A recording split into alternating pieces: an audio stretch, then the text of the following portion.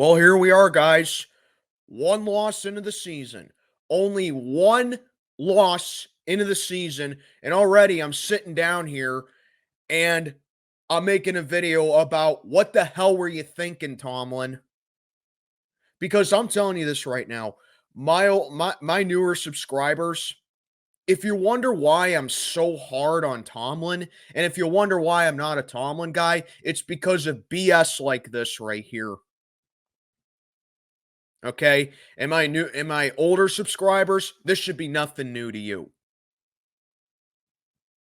I mean, how many more cop outs and how much less common sense can this guy have as a head coach? What's going on, everybody? I'm Mac, back with another video. As always, do me a favor, like, comment, subscribe, follow on Instagram. Link is down in the box below.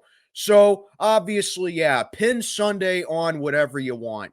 You want to pin it, a lot of Steeler fans are wrongly blaming it on Justin Fields for that fumble.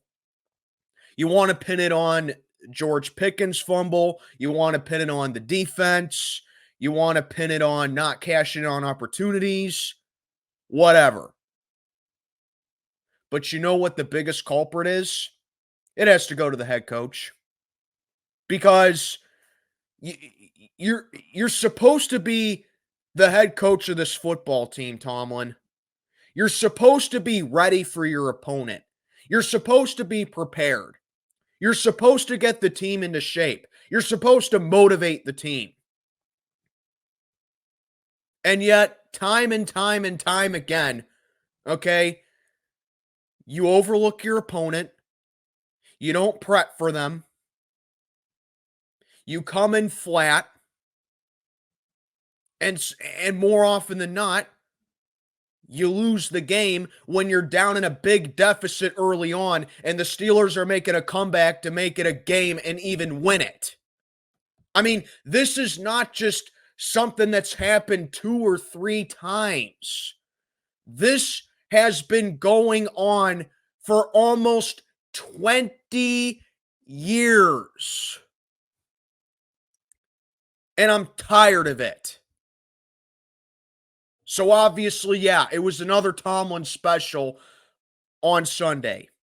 But here's what really aggravates me about Sunday's loss, okay? I watched the press game conference yesterday because, let's face it, my Sundays after the game are pretty loaded. I got to get ready for work the next day. I got to update the pick'ems. I got to get my post game out.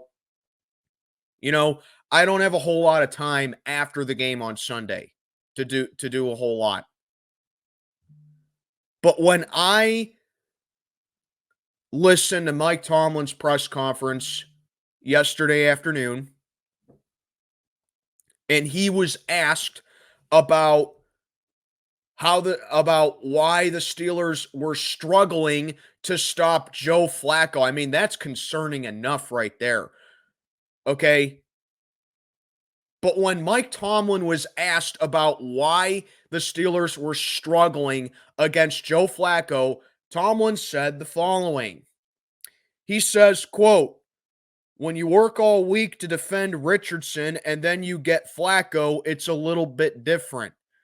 It probably took us a little too long to adapt and adjust in some areas." You are so full of it, Mike. You're so full of it.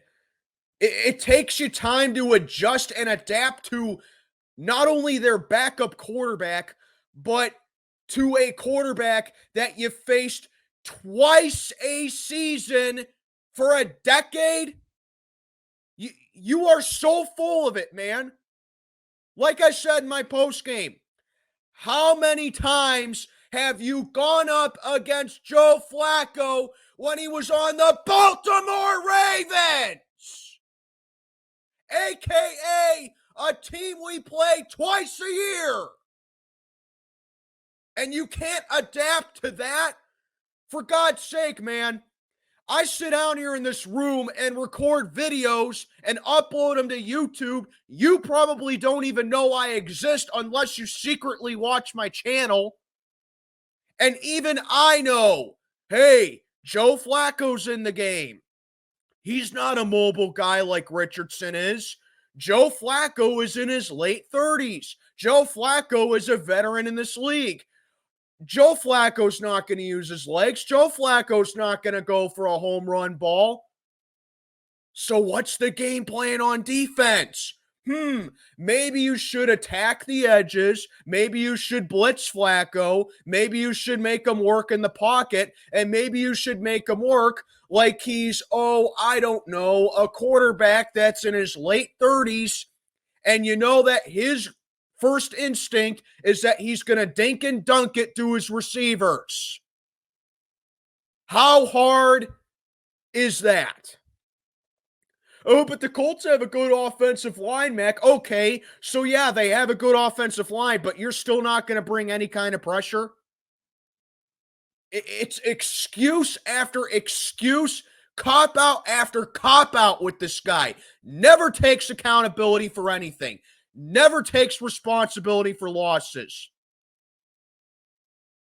And you mean to tell me that, I'm saying this right now, if you're a head coach in this league, at any level, whether you're an NFL head coach, a college head coach, a high school head coach, a Pop Warner head coach, and you couldn't come up with a backup plan to not only stop the Colts' backup quarterback, but to stop a quarterback that you went up against twice a year for a decade, that is basic head coaching right there.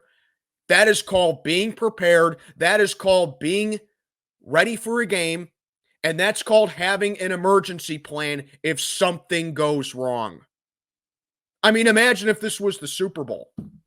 Imagine if somehow, some way this team gets to the Super Bowl and we're playing, I don't know, let's say, I got it. Let's say we play the Tampa Bay Bucks in the Super Bowl. And you know who their quarterback is, right? No one special. Just Baker Mayfield. Yeah, another guy that Tomlin went up against twice a year. Just for a little less time, but still, the Browns had Baker Mayfield for, 4 years? So we've seen Baker Mayfield enough to go up to know how he is. And let's say we're going against Tampa Bay in the Super Bowl, and Baker Mayfield gets hurt in the game, and Tampa's forced to use their backup. Okay? So, what are you going to do? Are you just going to look completely clueless on the sideline? And are you not going to have a backup for their backup? You're not going to have a plan for the backup? That's what it is. Because if you couldn't come up with a backup plan to stop Joe Flacco, and if you couldn't come up with a backup plan for when something goes wrong, and you couldn't adapt and you couldn't take the time to adjust your defense when you are calling most of the shots on defense, and you couldn't stop Joe Flacco, then you are not doing your job as a head coach. You don't deserve to be a coach at any level. That is basic head coaching right there. That is basic knowledge of being a head coach. That is basic preparation right there. Knowing that, Richardson has a history of, getting injured. Because last year he had to miss most of last year, and we got carved up by Gardner Minshew. And you didn't have a plan for that either. Same thing. The only difference is that your quarterback kept us in the game. Unbelievable. You seriously didn't have a backup plan for a guy that you went up against twice a year for a decade. Wow, man. One loss, and I'm already sitting down here ripping into you because you don't have a clue what you're doing on the sideline. You have no clue. And you know what's sad about this? This is coming a week after I actually gave Tomlin credit for the second half adjustments against the Chargers. I mean, make it make sense, dude. How can you come up with second half adjustments against the Chargers when They had an injured quarterback in the game in Justin Herbert. Oh, you got no problems making second half adjustments there. Oh, 1 week later, Richardson gets taken out of the game with a hip injury, and you don't have a backup plan for a guy that you played twice a year, sometimes even 3 times a year for a decade. How does that make any friggin' sense at all? And people wonder why I'm so hard on this guy. People wonder why I criticize this guy. Okay? Yeah, Derek Shelton's a freaking loser with the Pittsburgh Pirates. There's no ifs, ands, or buts about that. He's just a loser. But Tomlin, the only reason that he even gets respect is because he's never had a losing season, Mac. Yeah, he ain't done jack shit with it either. Yeah, since people love that, I'll throw these stats at you, okay? In the 17 years that Tomlin has been with the Pittsburgh Steelers, do you know that the Steelers have only had 4 seasons where they've won a playoff game? Those seasons came in 2008, 2010, 2015, and 2016.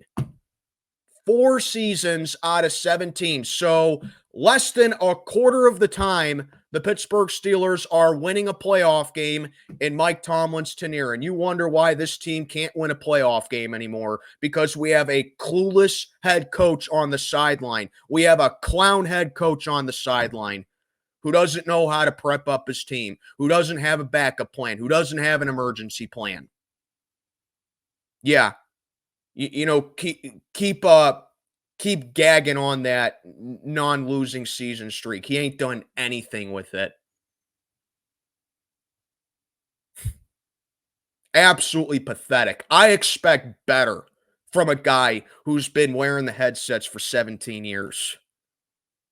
Because if this crap happens again, I'm not going to be so nice the next time.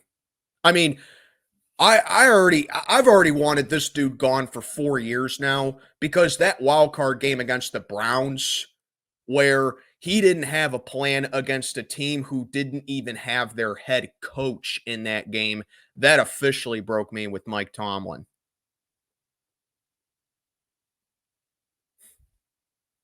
And you know what the sad thing is?